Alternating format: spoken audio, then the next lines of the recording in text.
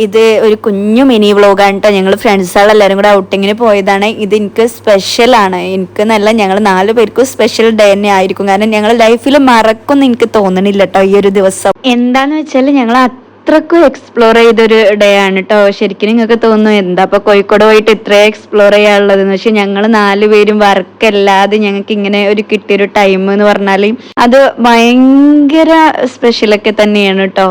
Sunday പൊതുവെ അവർക്കൊക്കെ leave ആവട്ടോ, ഞാൻ മാത്രം വർക്കിംഗ് ആവും. അപ്പൊ അങ്ങനെ ആ ഒരു ദിവസം എനിക്ക് ലീവ് കിട്ടിട്ടോ. അപ്പൊ ഞങ്ങൾ എവിടെ പോകുന്ന ആലോചിച്ച് കുറെ ബുദ്ധിമുട്ടിയിട്ടൊന്നുമില്ല. ഞങ്ങൾ പെട്ടെന്ന് 4 പേര് ഒറ്റൊരു ചോയ്സ് ചെയ്യുന്ന കോഴിക്കോട് പോയി വരാം. എല്ലാരും ഒരേപോലെ ഫുഡ് കഴിക്കാനും എക്സ്പ്ലോർ ചെയ്യാനൊക്കെ ഇഷ്ടമുള്ളവരായും കൊണ്ട് ഒരേ മൈൻഡുള്ള ആൾക്കാരാട്ടോ ഞങ്ങൾ 4 പേരും. കാരണം ഞങ്ങൾ എവിടെയും പോവാ എന്തെങ്കിലും ഒരു സംസാരം ഉണ്ടാവുമ്പോൾ ഞങ്ങൾ 4 പേരും ഏകദേശം ഒരേപോലെയുള്ള ഒരു ചോയ്സ് ആണ് ഉണ്ടാവാറ് കേട്ടോ.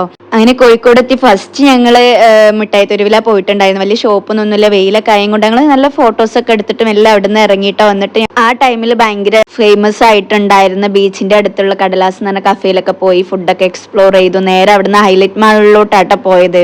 നല്ല ചൂടും വെയിലൊക്കെ ഇരുന്നിട്ടാ. അപ്പൊ ഹൈലൈറ്റ് മാളിലൊന്നും ഇങ്ങനെ കറങ്ങിയിട്ട് നമുക്ക് ഈവനിങ് ആവുമ്പോ ബീച്ചിൽ പോവാന്നുള്ള മൈൻഡിലാണ് ഞങ്ങൾ ഹൈലൈറ്റ് മാൾ വരെ പോയത് കേട്ടോ.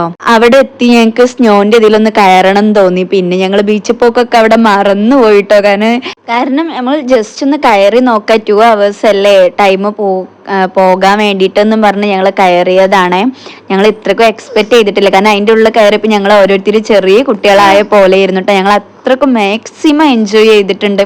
ചുറ്റിനും ആൾക്കാരുണ്ടെന്നൊന്നും നോക്കാതെ അത്രക്കും ഞങ്ങൾ എക്സ്പ്ലോർ ചെയ്തു എന്ന് പറഞ്ഞാൽ അവിടെ അന്ന് എക്സ്പ്ലോർ ചെയ്തതിൽ ഞങ്ങളാവും അവിടെ അധികം അന്ന് മുതലാക്കിയിട്ടുണ്ടാവും. ആ ഒരു ഇത് 2 മണിക്കൂറായിട്ടോ മാക്സിമം അതിൻ്റെ ടൈം. പക്ഷേ ഞങ്ങൾ അതിലും കൂടുതൽ അവിടെ സ്പെൻഡ് ചെയ്തിട്ടുണ്ടാവും ടൈം കേട്ടോ. ഞങ്ങൾക്ക് ഇറങ്ങാനൊന്നും തോന്നണില്ല. ഞങ്ങൾ ഒരുപാട് ഫോട്ടോസ് എടുത്തു, ഡാൻസ് കളിച്ചു, അങ്ങോട്ടും ഇങ്ങോട്ടും ആ മഞ്ഞിന്റെ ആ ഒരു സ്നോ ഉണ്ടല്ലോ അത് വാരി എറിഞ്ഞു. നല്ലൊരു വൈബായിരുന്നു കേട്ടോ. ഞങ്ങൾക്ക് തോന്നുന്നു ഞങ്ങള് ട്രിപ്പ് കളറാക്കിയിട്ടുണ്ടാവുക ഈ ഒരു ടൈമിലേക്ക് കേട്ടോ. ഇവിടെ എത്തിയപ്പോഴാവും എനിക്ക് തോന്നുന്നത്. ശരിക്കും ടൈം പോയതേ അറിഞ്ഞില്ല അതിന്റെ ഉള്ളിലാവുമ്പോ. കാരണം നല്ല ഓളുള്ള പാട്ടും ലൈറ്റിങ്ങും പിന്നെ ഇടയ്ക്കുള്ള സ്നോ വീഴ്ചയും എല്ലാം കൂടെ ആയിട്ട് ഞങ്ങൾ ഭയങ്കരമായിട്ട് ആർമാദിക്കലായിരുന്നു കേട്ടോ അതിന്റെ ഉള്ളില്. ഞങ്ങൾ അവിടെ എക്സ്പ്ലോർ ചെയ്തത് എങ്ങനെ ഞാൻ എക്സ്പ്ലെയിൻ ചെയ്യാന്നുള്ളത് ശരിക്കും എനിക്ക് അറിഞ്ഞൂടട്ടോ.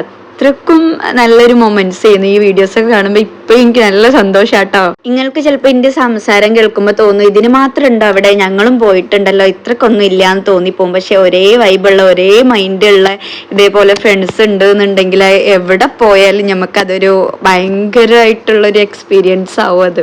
ഞങ്ങള് ഓരോ വട്ടവും കോൾ ചെയ്യുമ്പോഴും കാണുമ്പോഴും അവിടെ പോണം ഇവിടെ പോണം ട്രിപ്പ് പോണം എന്നൊക്കെ പറഞ്ഞ് ഭയങ്കര പ്ലാനിങ്ങും കാര്യങ്ങളും ഉണ്ടെങ്കിൽ പോലും ഇപ്പൊ നടക്കാറില്ല. കാരണം എല്ലാവർക്കും ഇപ്പൊ മക്കളായി, എല്ലാരും ബിസി ആയി പോയി. ഞങ്ങൾക്ക് എല്ലാവർക്കും ഇപ്പൊ ഏകദേശം ഒരേ ഒരു ഏജിലുള്ള മക്കളാണ് കേട്ടോ. ആകെ ഒരു 2 month 3 month 6 monthന്റെ ഒക്കെ വ്യത്യാസമുള്ളൂ ഞങ്ങളെ ഓരോരുത്തരുടെ മക്കളും ആയിട്ടോ. അതും കൊണ്ട് തന്നെ മുന്നത്തെ പോലെ ഞങ്ങൾക്ക് ഫ്രീ ആയിട്ട് എവിടെയും പോകാനൊന്നും പറ്റില്ലല്ലോ. കാരണം അവരെ കാര്യം കൂടെ നമുക്ക് നോക്കണ്ടേ. കാരണം എല്ലാവർക്കും മക്കളാണ്, അവരൊക്കെ കാര്യങ്ങൾ നോക്കിയിട്ട് എവിടെയും പോവാന്ന് പറയുമ്പോൾ അത് ഭയങ്കര ടാസ്ക് ആയിട്ട് തോന്നും കേട്ടോ. എന്നാലും ഞങ്ങൾ പ്ലാനിങ്ങിനൊന്നും ഒരു കുറവില്ല കേട്ടോ. പക്ഷെ പ്ലാനിങ് നടക്കണില്ല എന്നുള്ളൂ. അന്ന് ഞങ്ങൾ വലിയ പ്ലാനിങ് ഒന്നുമില്ല, പോക്കായിരുന്നു. എവിടെയെങ്കിലും ഞങ്ങൾക്ക് ഫുഡൊക്കെ കഴിക്കണം തോന്നി ഞങ്ങൾ എല്ലാവരും കൂടെ ഒന്ന് ഇറങ്ങാറൊക്കെ ഉണ്ടായിരുന്നു കേട്ടോ. അപ്പൊ അതൊക്കെ കുറവാണ്. ഇത് ഏകദേശം 2022 വീഡിയോസ് ഫോട്ടോസൊക്കെ ആണ് കേട്ടോ. കുറേ വീഡിയോസും ഫോട്ടോസൊക്കെ എൻ്റെ നിന്ന് മിസ്സായി പോയിട്ടാ. എനിക്കത് ഭയങ്കര ഒരു നഷ്ടമായിട്ട് തോന്നണു.